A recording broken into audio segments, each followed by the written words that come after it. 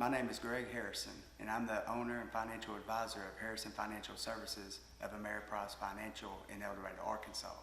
And I'm here today to help you whenever it comes to the essentials of basics, whenever it comes to your financial well-being.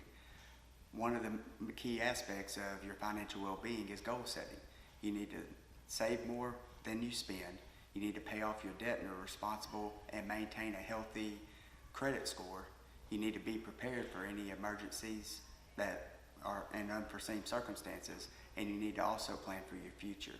Some of your basics for budgeting is know how much you spend and how much you need to put back. You need to ensure that your monthly expenses are covered, and you need to spend them in a responsible way whenever it comes to your essentials versus whenever it comes to your leisure. Some of your essentials could be you're paying off your credit card each month, paying off your house each month, paying off your car each month, paying for your health care bills, as well as having any legal forms that you need to maintain in order for the benefit of your family. Some of your lifestyle, your leisure expenses could be buying a cup of coffee each morning, could be traveling, whether if it's by car, short distance, long distance by air, and also at the same time taking trips and buying certain things that you actually enjoy doing, whether if it's riding four-wheelers or going fishing, riding boats, things of that nature. One of the key aspects of your financial well-being is managing your debt versus your credit. You need to track how much debt you have and make a plan to have it paid off. You need to pay your bills on time and build up your good credit and build up a credit score. You need to make your credit card work for you. So managing your debt and your credit, one of the aspects of that, we mentioned credit cards earlier. You need to make sure that you pay your credit card off each month. You need to consolidate your cards. Traditionally, the average American has 11 credit cards, but one of the responsible ways of being able to manage your credit is condensing that down to 3 or 4 credit cards, so it becomes more of a convenience for you whenever you need to make those payments each month. You need to check your credit score annually to make sure that you're building a good credit score.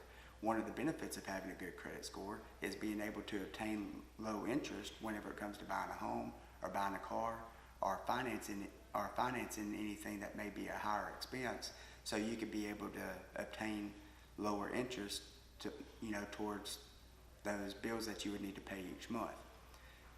One of the ways of being able to check if you're able to afford such products is your debt to income ratio.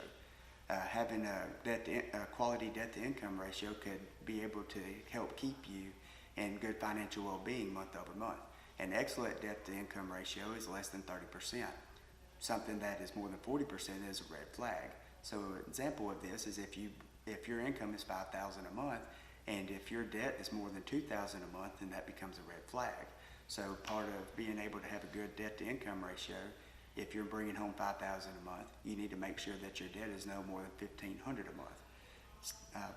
Another aspect as far as being able to have good financial well-being is being able to have money put back in case of emergencies. It's traditionally smart to be able to have money put back to cover your expenses, your monthly expenses, for 6 to 9 months.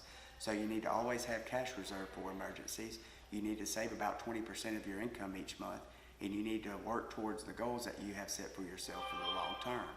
So if you have 6 to 9 months worth of funds that are set back, it doesn't become a financial burden to your monthly income because you have an emergency fund to fall back on. So a good rule of thumb whenever it comes to having a good financial well-being is a 50-20-30 rule. No more than 50% of your bring home income needs to go towards your essential and your leisure expenses. You need to have 20% going back towards savings, and you need to have 30% going back towards long term. So whenever it comes to 30% towards long term, that could be anything for college savings, could be anything towards buying a home, could be towards retirement, could be towards having funds later on down the road for anything that you would like to acquire. So first, you need to get invested, you need to diversify, and you need to stay invested.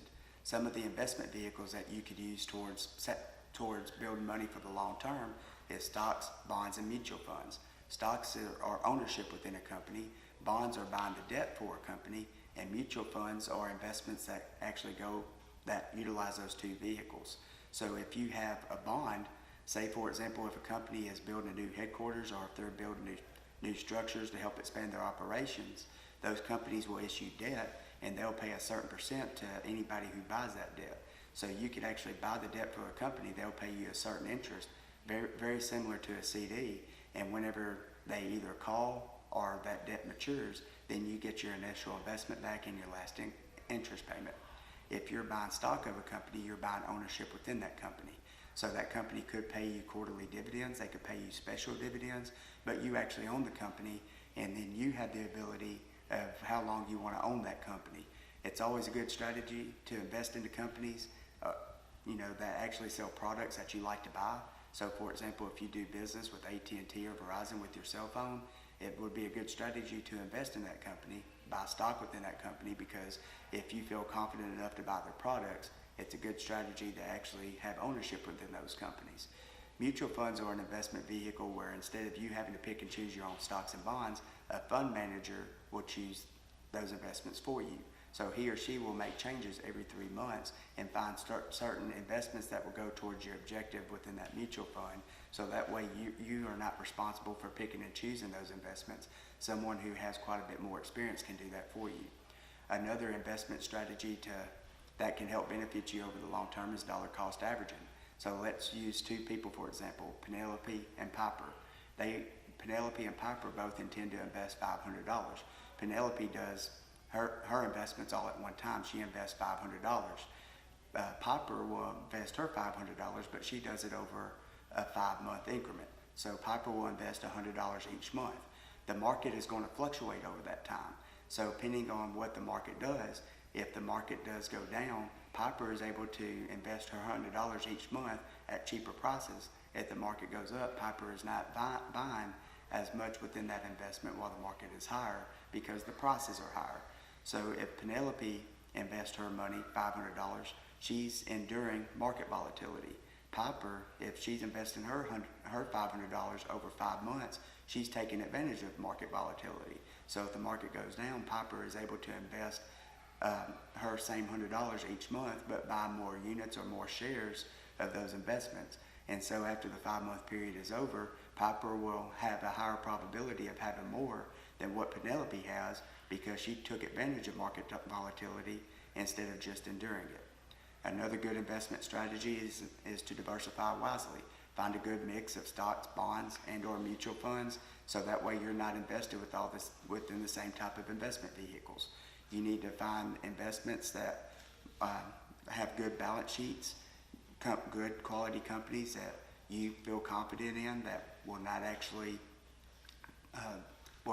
go up and down depending on what the market is doing. You need to find good tax shelters to help you take advantage of certain tax laws that are in effect, such as being able to put your money back, take advantage of the tax benefits now, and have a lower tax obligation later on in the future, such as a retirement account. You need to diversify, have quality investments that are working for you, and make sure that you are checking your strategy at least once a year to make sure that it is on track with what your goals are. Good habits in the future is to have a plan in place, know what that money that you're putting back is for, and making sure that you stay on track with it. It's never too early to begin investing. It's always a good strategy to make sure that you're putting the same amount of money back, taking advantage of dollar cost averaging. And you need to always make sure that you're following the 50-20-30 rule of being able to benefit your lifestyle that you have today with your essentials and your leisure, putting money back for your immediate term here later on down the road within the next 5 to 15 years, and then also looking at putting money back for the long term, such as a retirement account that could be 30 plus years down the road. But that's a good strategy of being able to manage your money today, manage your money tomorrow, and manage your money in the future. And if you do have any questions, please feel free to give me a call. I'll be happy to help answer anything that you may have. My office number is 870-444-5505. My office is located at 116 East Elm Street in historic downtown El Dorado. Again, my name is Greg Harrison with Harrison Financial Services. Thank you so much, and I hope you have a great day.